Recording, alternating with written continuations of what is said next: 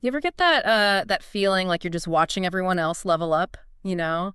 Oh, While definitely. you feel like you're stuck on the starting screen? Hmm. People launching businesses, hitting fitness goals, their travel calendars are packed, Yeah. and you're just kind of stuck in that same loop. Wake up, work, eat, repeat. The daily grind, the excitement's just gone. Exactly. And maybe the hardest part is you're not even sure how to find a new path. Where do you even start? Right. It feels overwhelming. Okay, so let's unpack this a bit. Yeah. Because feeling lost like that, it isn't some like personal failure. No, absolutely not. It could actually mean you're in the middle of some big interchanges, even if you can't quite see them yet. That's a really important perspective shift. And that's really what this deep dive is all about, trying to get a clearer idea of what actions you can actually start taking, like today. Mm-hmm. Find those first steps. Yeah. We're going to explore some really interesting ideas from this piece of writing we found. We'll just call it the embedded writing. It really, it speaks to that feeling of being adrift. And it's fascinating, isn't it, how common that feeling is? Being stuck. It really is. Yeah, regardless of someone's background or, where they are in life, that sense of watching others zoom past while you feel stagnant. It's relatable. Totally. And like our source material points out, maybe the very first, most important thing is to just ease up on yourself. Stop the harsh self-criticism. Absolutely. The embedded writing is pretty clear on this. Comparing your journey, your life to someone else's, it's just damaging. It uses this really strong image. It says it's like separating a piece of your soul. Wow. That's powerful imagery. Right. And it really stresses that feeling this way isn't some, inherent flaw in you. Yeah, it's not your fault. Think about it. We're not really handed a life manual, are we? Huh. No, definitely not. Like school teaches us formulas and facts, but not really how to figure out our own goals, our aspirations. Right. And society often just says, work hard. Work hard. But towards what exactly? Exactly. Without any real direction. Or be successful. But we rarely stop to define what success even means for us personally. Yeah. And if you tie that into the bigger picture, you can see why so many people feel confused. We get these vague instructions, and then we're left wondering why we haven't, arrived somewhere.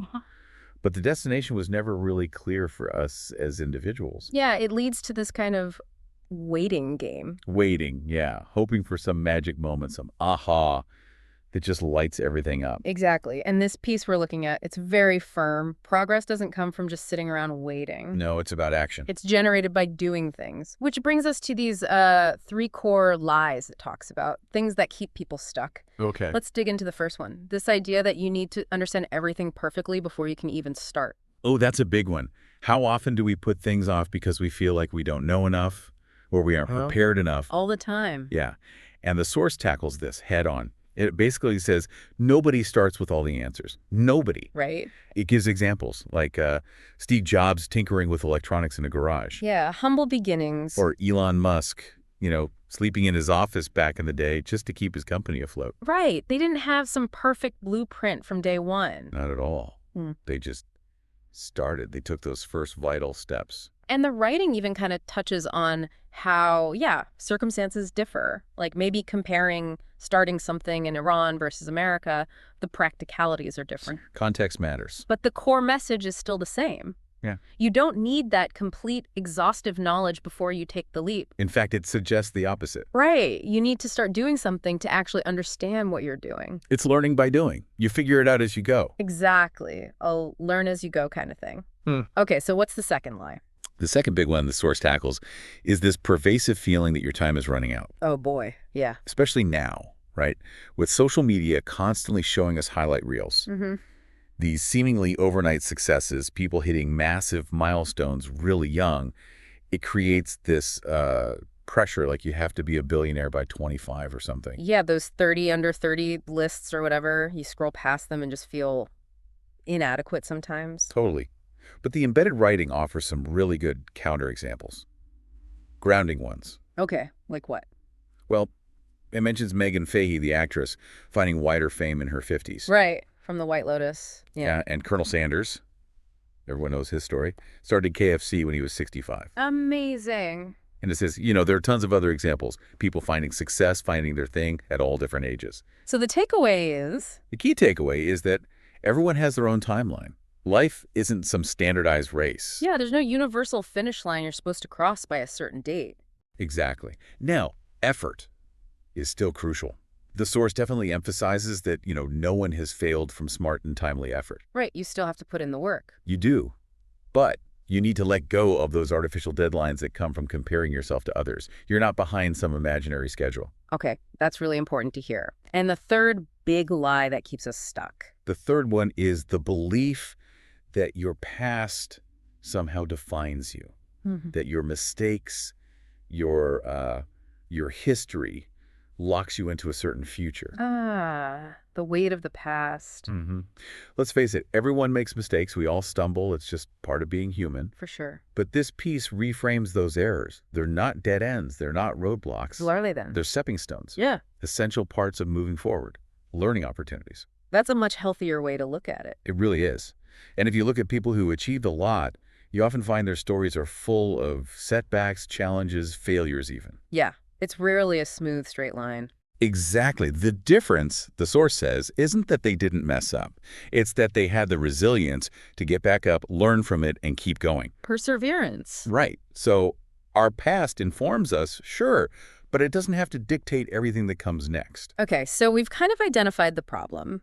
Feeling stuck, fueled by comparing ourselves and believing these lies. So what's the solution? What's the antidote? Action. Action. The source lays out this practical, 3-step program for finding yourself, which really just means getting started, taking action. Yep. Step number 1, do one thing every single day that feels either unfamiliar or maybe a little bit scary. And what's great about this is the emphasis on stepping just outside your comfort zone, even in small ways. It doesn't have to be huge, right? No, and the examples are like learn a new skill, maybe have that difficult conversation you've been avoiding. Or just try something new, a different experience. Exactly. It doesn't need to be some massive life-changing event every day. The point is just to gently push your boundaries, introduce something new, break that feeling of sameness. Right. Disrupt the monotony we talked about at the start. Okay, that makes sense. Step 2. Step 2 is a tough one for a lot of us. Actively stop overthinking. Uh-oh. Guilty. Yeah, me too sometimes.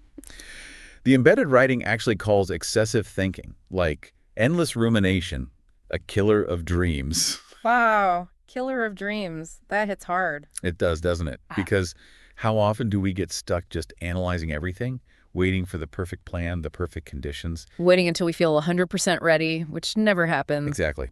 The source points out that chasing perfection before you start, that's often just procrastination disguised. So what's the alternative? Tiny actions, really tangible, small examples. Like if you want to get fit, don't plan the perfect workout regime for weeks.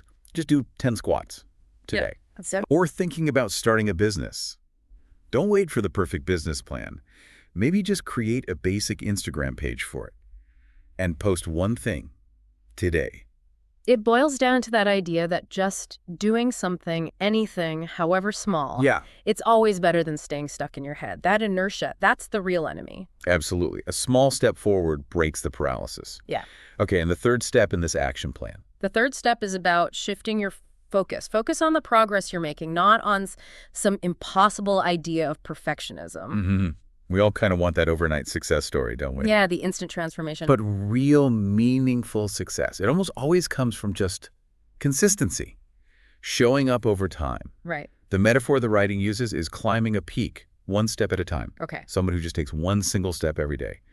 Eventually, they'll get to the top. It might seem far off, but that consistent movement gets them there. So it's about celebrating the small wins, the daily effort. Exactly. Acknowledge that progress, however small it feels, instead of getting discouraged because you're not instantly at the finish line. Okay, so do something unfamiliar or scary daily.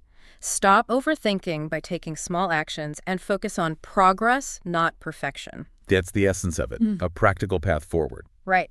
So we've looked at why we feel stuck and this clear 3-step way to start moving. And the piece we've been discussing, it ends with this really direct, quite powerful question for you, the listener. What's the question? It asks, if you don't make any changes today, where will you be this time next year? Oof, that's confronting. It is. Still confused, still in the same endless cycle. Makes you think. And then it suggests, maybe this moment right now could be the moment you look back on and realize that's when things started to change. And that's such an empowering thought, isn't it? It really is. That real change, the kind that shifts your life's direction, it often starts with just one decision, one action, right here, right now. Yeah. The future isn't just something that happens to us. We're actively shaping it with what we do today. And that's really the thought we want to leave you with. Don't fall into that trap of waiting for the perfect moment, or waiting until you're not scared anymore. Because that moment might never just arrive on its own. Exactly. The key thing, like the source keeps saying, is just to start. Make a start. Even if it's tiny. Even if it's small, even if you still feel afraid, just take that first step. Use this moment. Use this moment. And hey, if this deep dive, if anything we talked about resonated, maybe that first small action is just leaving a comment saying, I'm starting today. Yeah, connect with others, maybe feeling the same way, build some community around it. And we'd honestly love for you to come back later, find your comment, and reply to it with your progress. I did it. That would be amazing to see. Yeah. Remember, the whole point here is to spark something, to wake up to possibilities, not just entertain. It's about taking action, Yeah. starting today.